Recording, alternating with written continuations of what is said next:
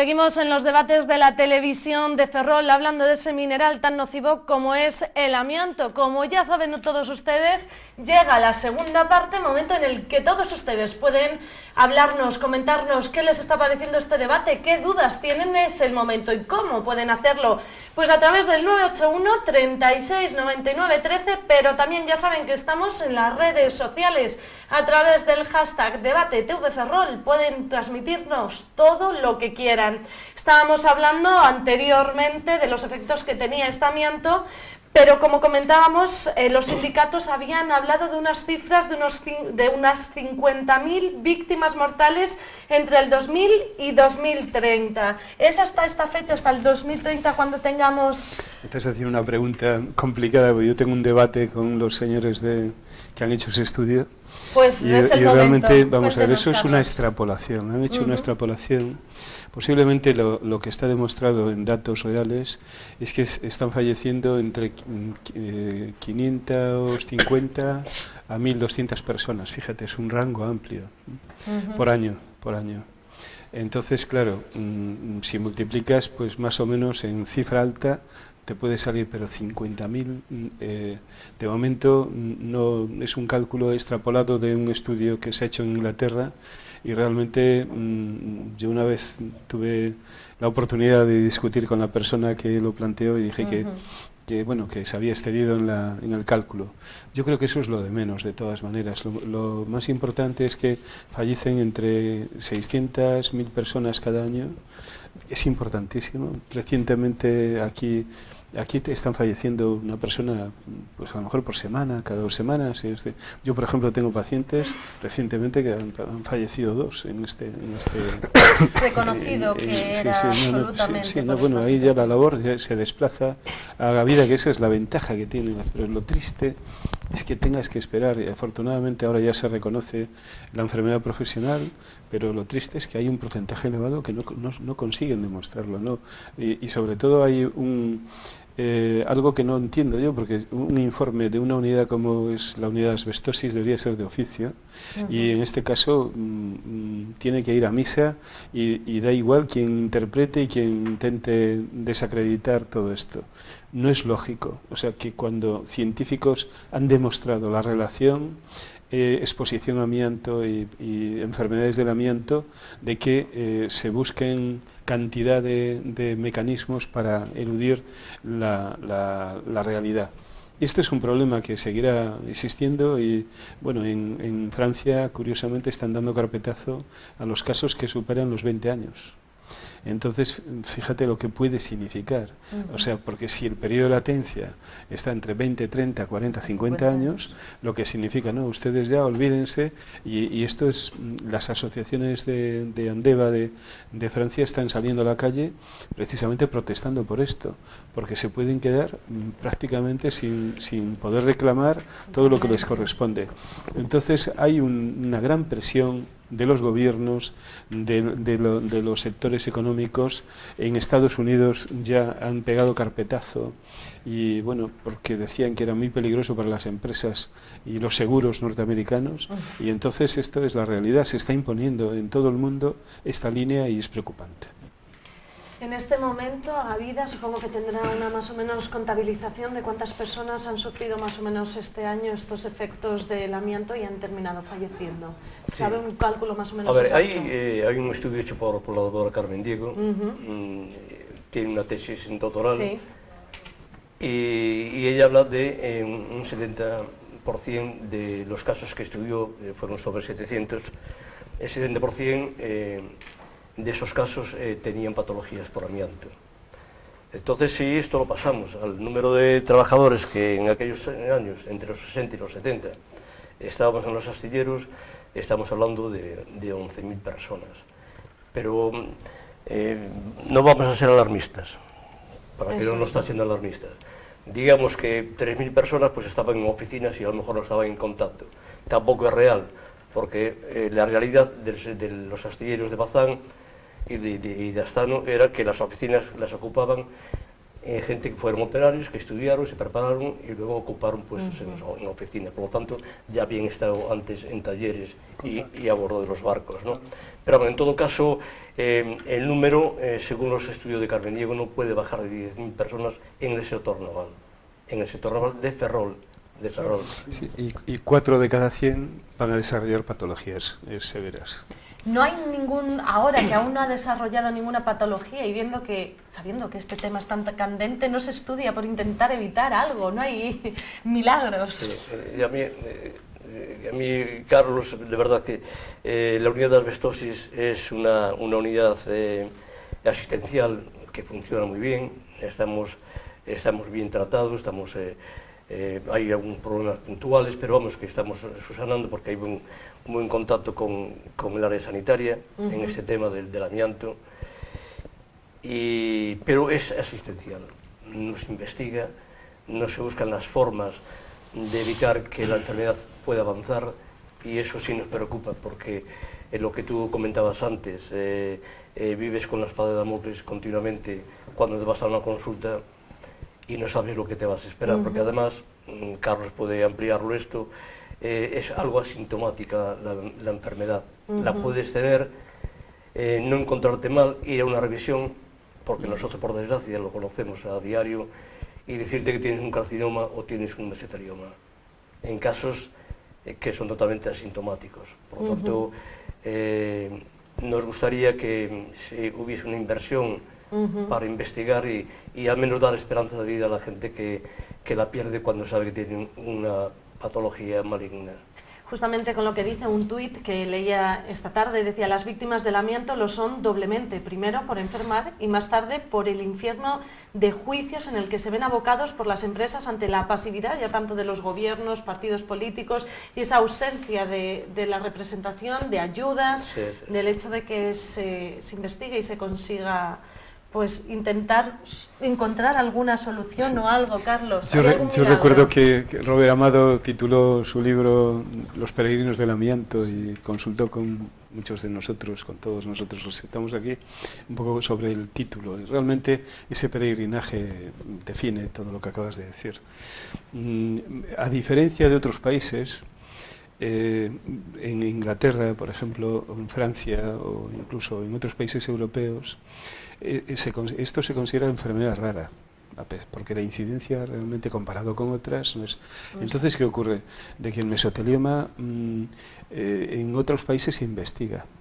Hay dinero incluso de entidades públicas y privadas para investigar, pero en Australia se está investigando muchísimo, hay un centro de investigación exclusivo para el mesotelioma y aquí a nivel de los sectores públicos lo que se utiliza sobre todo se está investigando en sistemas de diagnóstico precoz para poder identificar, y de hecho participan muchos enfermos de Ferrol, para poder identificar aquellos indicadores que permitan, digamos, atajar de forma rápida. Lo que pasa que hasta el momento no existe solución. Yo creo que en un futuro posiblemente sí se consiga, pero va a depender del dinero que se invierta en investigación. Este es uno de los grandes problemas que tenemos, ¿no?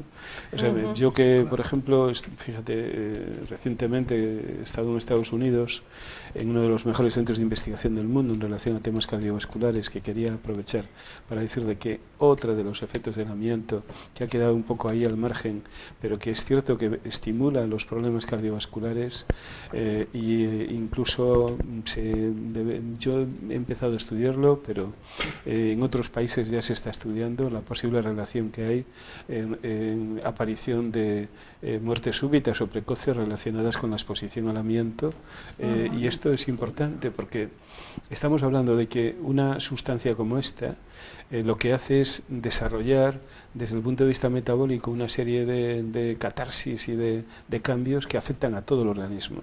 Entonces, no solo específicamente lo que conocemos. Y ahí tiene mucho que ver con estos aspectos.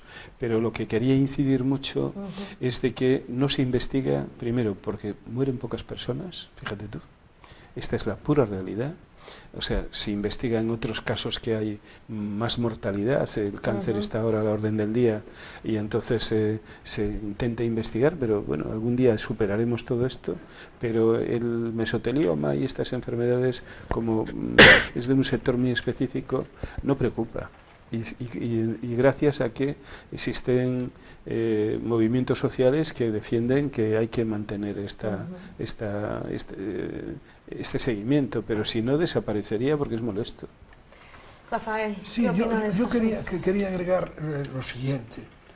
O sea, vamos a ver, existe una unidad en Ferrol y es verdad que aquí el impacto del amianto pues es amplio. Pero, por ejemplo, lugares como Vigo, donde hay miles de trabajadores del sector naval, miles de trabajadores de la construcción, o Coruña, donde la construcción fue un elemento clave, o las grandes ciudades, bueno, no existen unidades.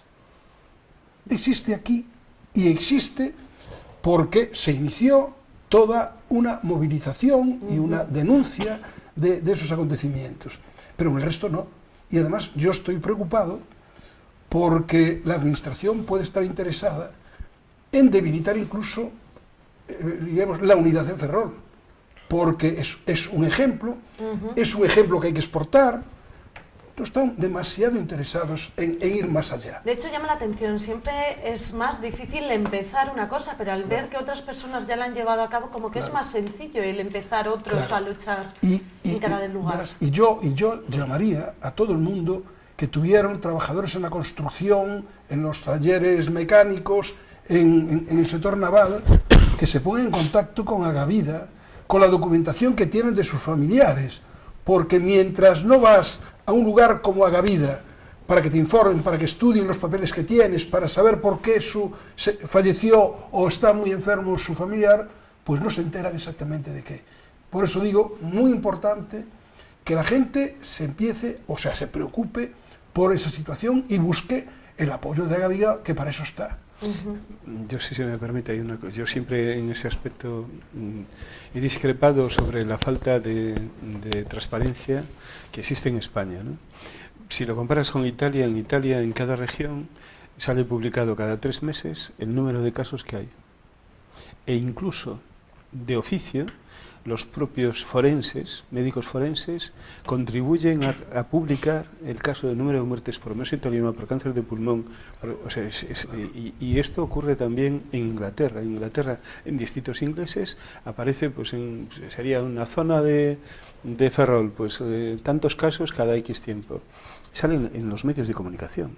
Y no pasa nada. Aquí, sin embargo, ¿Qué pasa aquí entonces? ¿Qué es lo que pasa? Porque no tenemos esa cultura. No tenemos cultura de la transparencia relacionada con las enfermedades y sobre todo porque siempre también se está jugando mucho cuidado. Que no vaya a ser que nos excedamos en la información. No, es que tenemos derecho a esa información. Y esto es un derecho. Y realmente a mí por eso me preocupa que las sociedades científicas, que yo también pertenezco a algunas de ellas, o sea, que a veces cuando nos hacemos depositarios del conocimiento y de los casos que tenemos, no lo publicamos. O sea, no sale a la luz. Y yo siempre en ese aspecto discrepo muchísimo con las sociedades científicas que tienen ese comportamiento, o sea, porque realmente sé que hacen una excelente labor, pero sin embargo si no hay una... De hecho, tú imagínate, yo me entero por todo lo que ocurre en España por regiones, porque me meto en los casos de lo que se publica en los congresos y entonces busco los hospitales de referencia y sé toda la gente que muere en España. Pero no tenemos un registro central que nos permita decir, señores, esto es lo que hay. O sea, y tenemos que investigar más porque existen casos que provocan esta mortalidad y vamos a intentar disminuirla. Realmente no existe esa inquietud y eso es porque la epidemiología, bueno, pues no está muy avanzada en este país y porque tampoco interesa la transparencia. A lo mejor tal vez no es que no se entienda esa transparencia, sino que se prefiere que no la haya. Es que un gobierno que se carga uno de los mejores hospitales del país en enfermedades infecciosas y demás y lo transforma casi en un almacén, pues lógicamente significa que no hay mucho interés, ¿no? O sea, entonces este es el tema, y investigación cada vez se va a menos y se investiga menos, y la gente que ha regresado de otros países se tiene que volver a marchar. Entonces, claro, este es el gran problema. Si no tenemos investigadores, ¿cómo vamos a investigar sobre el problema? ¿Cómo vamos a mejorar en cuanto a las situaciones? Sí, que por cierto refleja que la democracia en nuestro país tiene limitaciones. Sí. Porque claro, son los grandes intereses económicos los que están condicionando que no se avance en esa dirección. Y cuando hablamos de salud, ninguna justificación económica de otro tipo puede esgrimirse. Por tanto, el gran problema es que tiene que avanzarse en el terreno, diríamos, de la democratización y por tanto de la claridad en la información, y además que las instituciones tienen que poner encima de la mesa la información real y no ocultarla, claro.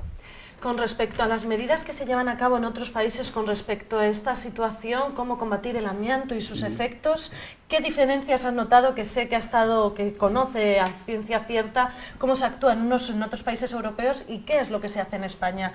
¿Dónde está la diferencia de unos países a otros? Bueno, la legislación más o menos es parecida, pero a mí, por ejemplo, lo que me sorprende, yo he estado recientemente en Milán y resulta que utilizan drones para identificar por territorio, es lo que ellos llaman la mapatura del amianto, y entonces resulta que sale publicado, sale publicado en los periódicos toda la cantidad de fibrocemento que hay, y encima exigen de que los municipios aporten una cantidad de dinero y que hagan un diagnóstico de la situación.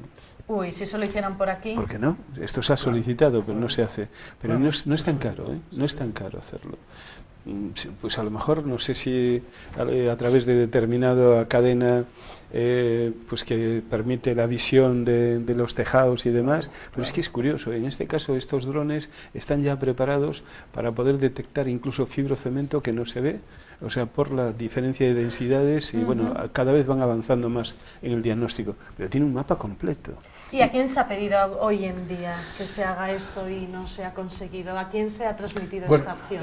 En su momento se transmitió, se hizo una propuesta al Concello de Ferrol, estoy hablando de hace 12 años o algo semejante, y no se movió un dedo, Y la verdad es que Ferrol está plagado de uralita, plagado de uralita. Y mientras no se degrada la uralita, el riesgo es menor, pero con el paso de los años, esa degradación, diríamos, se convierte en un peligro para todos los ciudadanos.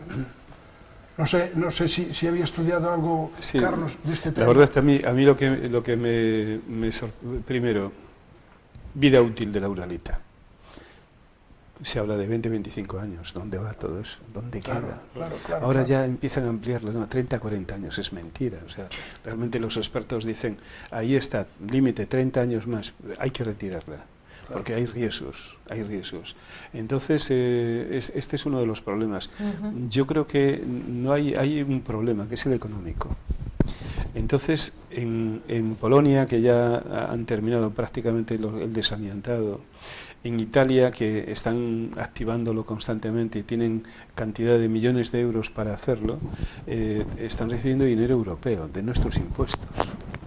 O sea, y ese dinero, aquí como no se reconoce el problema, no existe una posibilidad de que te financien el 40, el 30, el 60, depende de qué. Entonces, claro, este es el problema, de que a mayor riesgo de exposición, más dinero de Europa. Sin embargo, es que en España no hay ese cauce, no se encauza, porque no interesa.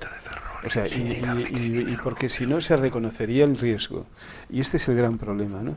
Yo creo que es una cosa que tenemos pendiente, y después también la exposición relacionada con aspectos de las obras y demás, que ya está perfectamente estructurado, pero que también se obvian. Yo voy a contar una historia personal. En el edificio donde yo vivo hay tejado de uralita, y planteamos el cambio. Bueno, pues es curioso, porque han venido varias empresas. Una de ellas, yo me acuerdo que un día no había llegado a tiempo a la reunión y decían, no, y ustedes van a pagar la multa. Y yo dije, ¿pero de qué habla usted? ¿De qué multa? Dice, no, la multa si nos pillan cambiando. Y digo, ¿pero qué pasa? ¿Pero ustedes no van a utilizar el sistema que claro, esa la es ley una pregunta. exige? ¿Hoy en día se usan esos sistemas? ese es el tema, hay mucha pillería y sobre todo las personas, por desgracia, no piensan en su seguridad y en su salud No saben y no invierten exactamente a qué dinero se para... exponen. No, claro, pero yo creo que sí hay información. Lo que pasa es que todos queremos evitar el gasto mayor y entonces este es el problema. El gasto más importante es mantenerse en vida uno. Ah, por supuesto. Porque puede que tener mucho dinero, que como no tengas salud para disfrutarlo... Yo os voy a dar una información que además tiene que ser una información que recojan mis compañeros de Navantia.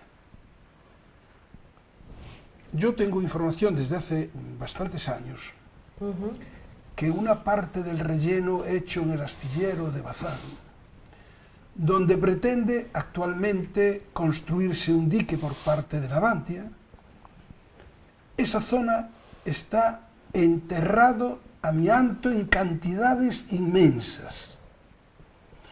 Y tienen que tomarlo en serio, porque cuando una empresa levante todo eso para construir el dique, corre el riesgo de enfermedad, de enfermedad muy seria por parte de los trabajadores. Y esa información estuvo oculta durante muchos años. Y lo conoce la gente que hemos estado siguiendo de cerca esas cosas, y lo conocen pues determinados trabajadores de Navantia. La mayoría yo creo que está ya jubilados, muy poquitos pueden estar en la empresa, pero que tienen que tomárselo en serio.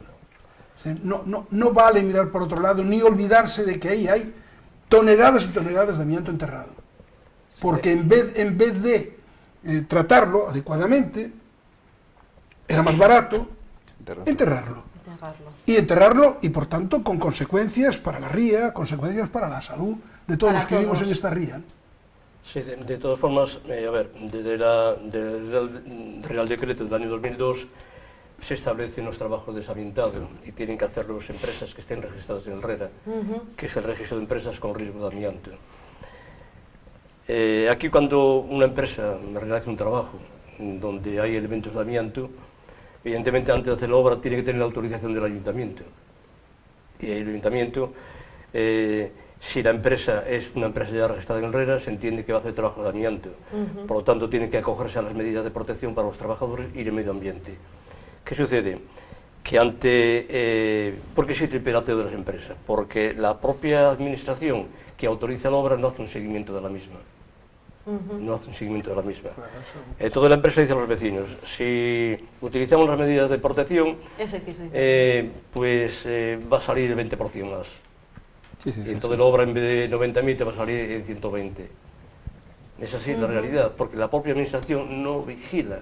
Porque lo que se preguntaba antes, si desde el ayuntamiento se inició alguna gestión para... Bueno, pues nosotros en contacto con un partido político, el Partido Socialista en este caso, como podía haber sido otro, ¿no? Hemos trabajado una propuesta para que se hiciese un mapa de riesgo de amianto en elementos de la ciudad, ¿no? Se aprobó por unanimidad por todos los miembros de la corporación.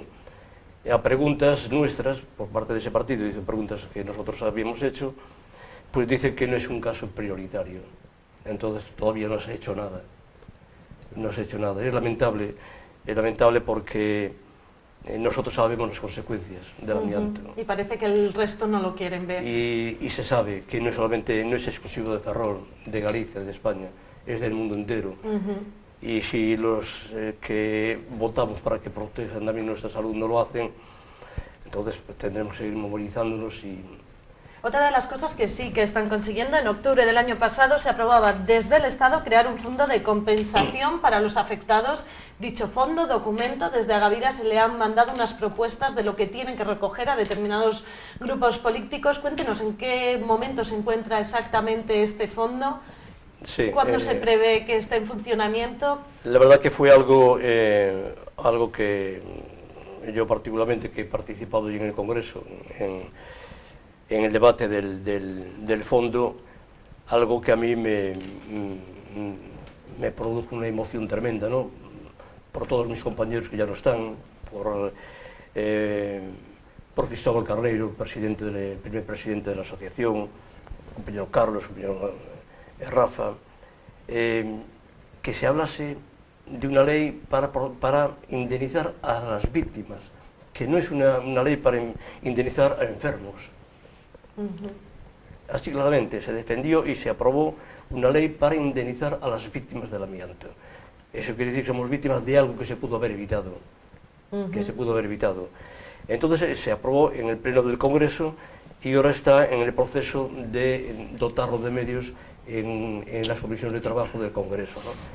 Evidentemente nosotros ahí, no solamente como asociación, sino como federación en la que estamos, que participamos en la federación. De hecho, la federación se creó por nosotros, y el primer presidente de la federación fue Cristóbal Carneiro.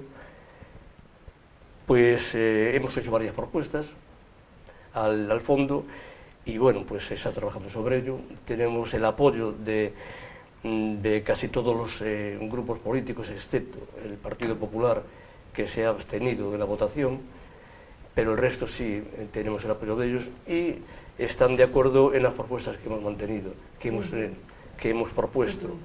Entonces hay que esperar que ese trabajo de la Comisión del Congreso nos dé un borrador para saber si efectivamente cubre todas las necesidades y los objetivos que marcamos. Que el más importante de todos es precisamente darle los derechos a los que no lo tienen. Es decir, un trabajador del sector rural de Bazán, que tiene patologías por amianto recogidas en el cuadro de enfermedades profesionales, tiene clara la causa-efecto, ¿no? La causa, el efecto del amianto, la enfermedad, y la causa, el haber trabajado en los astilleros, que está reconocido como un sector de riesgo, ¿no? Pero ¿qué pasa con los que están en compañías auxiliares que ya no existen? O con la propia, no, y la propia mujer tal vez que de lavar las ropas o del amianto, ese polvo, ¿qué es lo que sucede? Sí, eso, ¿se reconoce? Eso es otro tema aparte que el propio fondo no lo recoge, se está estudiando también, pero se intenta, el fondo intenta proteger o indemnizar a las víctimas laborales, ¿no? No está todavía, aquí en Ferrol desde luego no tenemos muchos casos, ¿no? Alguno hay que conoce bien Carlos, pero para nosotros el evitar el peregrinaje por los juzgados, que aquellos enfermos que ya no tienen empresas, que la propia Seguridad Social no lo reconoce en la enfermedad profesional, pues puedan estar acogidos y puedan tener derechos dentro de ese fondo. Eso para nosotros desde luego fue una gran satisfacción, pero hay ahora que trabajarlo, dotarlo de medios. ¿Cuándo sabremos cuándo volverá? ¿Cuándo se prevé que esté en activo ya ese fondo? Se calcula que antes del verano tiene que estar listo lo que es el contenido del fondo y después del verano llevarlo a pleno del Congreso para su aprobación definitiva. Pero claro, todo esto sabemos cómo son los políticos, que tienen muchas vacaciones y posiblemente pues se lo haga más difícil, se pero demore. vamos, yo que soy optimista, lo soy porque además lo he demostrado que tengo razones para serlo, porque yo siempre he dicho desde mi asociación de que íbamos a conseguir el fondo, que íbamos a conseguir la ley, y todos me llamaban iluso, se ha conseguido, ¿no? Y ahora también sigo siendo optimista y cuento que este año esté en marcha el fondo. Uno de los temas que también querría tratar es la noticia. El 10 de enero conocíamos el fallecimiento del que fue patrón mayor de la Cofradía de Pescadores de Ferrol, que también trabajó en Bazán, Bernardo Bastida. Su familia solicitó que practicasen la autopsia para determinar si esa enfermedad pulmonar que padecía fue debida al contacto con el amianto durante ese tiempo que trabajó como electricista de buques en lo que era la antigua Bazán. Y ahí estuvo también la asociación, ¿verdad? Ayudando para que solicitase. La familia tenía pensado solicitar, fue Agavida la que dijo hay que solicitarlo. Como... Sí, bueno, la verdad que en el caso de Bernardo Bastida, quien más intervino fue Rafa, ¿no? Rafa, ante los acontecimientos que estaban dando y la petición de la familia de hacer la autopsia y ante la negativa de hacérsela porque falleció en el Hospital General, y aunque hay un concierto entre el hospital y el área sanitaria de Ferrol, el hospital se negaba a hacerle la autopsia. Rafa se puso en contacto con nosotros, conmigo en particular, y hicimos las gestiones oportunas para que se le hiciese la autopsia. Hubo algún problema de fondo que la verdad Problema para hacérselo. Para hacérselo. El hospital, el director del hospital se comprometió a hacerle la autopsia, dijo mañana para primera hora se le hace, no se le hizo.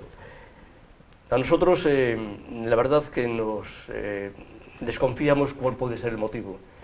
A ver, el patólogo que hay en el hospital es Alberto de la Cruz Mera, es el único anatomopatólogo que hay en el hospital en general, es el único que va a hacer la autopsia.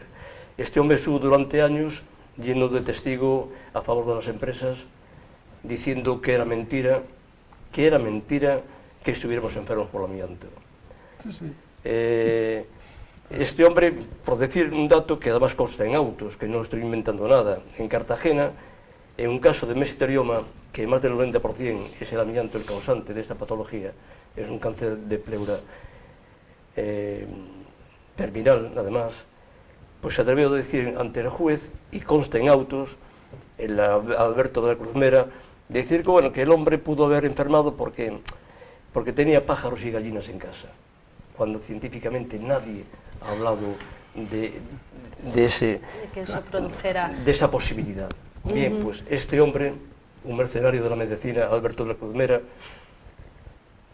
pues dice, y consta en autos, que el mesotelioma de un trabajador del sector naval no fue por estar con el amianto en el sector naval, 40 años trabajando, fue porque tenía gallinas y pájaros en casa. ¿Casualidad que dijeran que Bastida, que casualmente no se tuvieran problemas para Sí, hacer vamos esta a ver. autopsia? Tiene razón, vamos a ver. Las gallinas. Mi relación familiar, no, en este caso mi relación familiar con Bastida y su familia, pues me hizo estar muy atento. Bastida le planteó a la familia que cuando falleciera se le hiciera, O sea, que él mismo... se le hiciera esa investigación. Y bueno, y Agavida estuvo presente. Vamos, independientemente de que yo tuviera contacto previo, pero estuvo y además resolvió, en el sentido de favorecer que al final se le hiciese. Ahora estamos pendientes de que desde Barcelona nos digan exactamente qué hay ahí. Pero de lo que yo soy testigo personal, es decir, independientemente de que encuentren el número de fibras, diríamos, que pueda determinar que es afectado profundamente, Bastida se comió el amianto como lo comíamos la mayoría de los trabajadores. Él era electricista y estaba en electricidad buques, es decir, en contacto directo con el amianto. Es verdad que él tenía otros problemas de corazón, etc.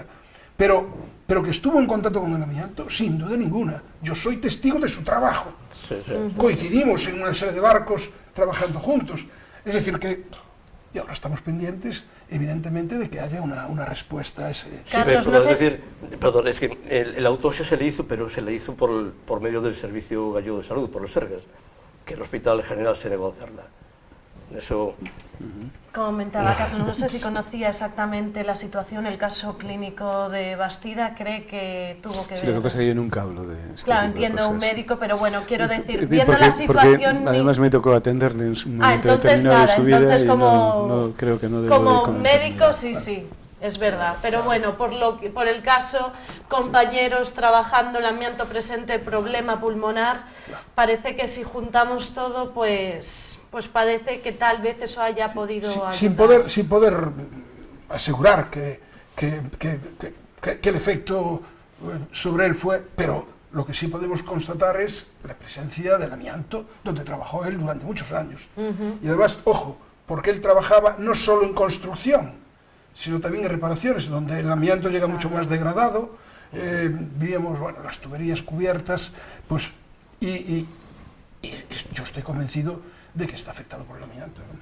Yo lo que tengo clarísimo en relación no solo con el caso de Bastida, una persona con la que he tenido cuando fue lo de la huelga y demás, ¿no? Que el hombre era un hombre comprometido, la cuestión es que todas las personas que han trabajado en el astillero, en mayor o menor grado, han estado expuestos. Sí, por Y eso. entonces, los que trabajaban directamente, está clarísimo de que han estado súper expuestos. Y bueno, hemos tenido personas que en teoría tenían trabajo de gabinete y han fallecido por mesotelioma del astillero. Así que si Entonces, alguien más con un contacto tan directo... Está clarísimo de que no. Lo que pasa es que, claro, esa búsqueda siempre, relación causa-efecto, que obliga a la administración, en este caso, y la justicia, y que por eso digo yo de que con todo esto hay que terminar algún día, y de que realmente una persona expuesta que tiene una patología de este tipo, es que no hay que dudar, no se debe de dudar. Y bueno, pues hasta el momento lo que tenemos es una casi esa peregrinación que se está prolongando y me parece absolutamente injusta.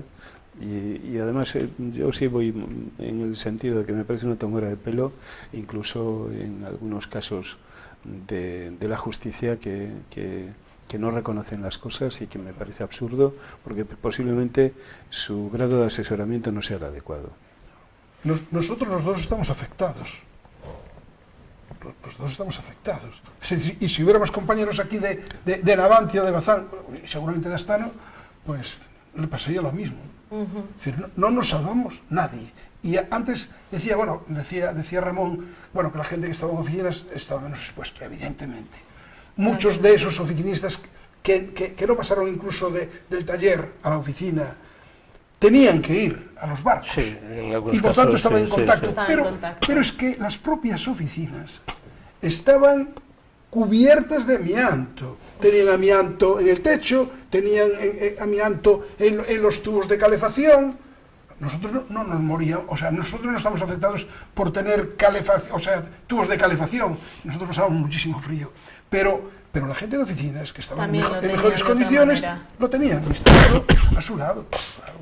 Carlos Piñeiro, Ramón Tojeiro y Rafael Pillado, muchísimas gracias por venir esta noche. Daros las gracias por venir, por el trabajo que habéis hecho, que gracias a vosotros pues esto se está conociendo a nivel mundial. Esto ha marcado un antes y un después, y esperemos que esta lucha que siga así, esa asociación para conseguir que se quite todo ese amianto, toda esa uralita, y que todas las víctimas que sufren y han sufrido pues que tengan su compensación. Muchísimas gracias, ha sido muy interesante este debate. Gracias a vosotros. Sí, gracias a vosotros. Y también muchísimas gracias a ustedes por su atención. Nosotros ya nos despedimos, pero ya saben, el jueves que viene estamos aquí a las 9:30. Saben que nos pueden seguir en nuestra página web, en las propias redes sociales o en el propio canal de YouTube. Que tengan muy buena noche.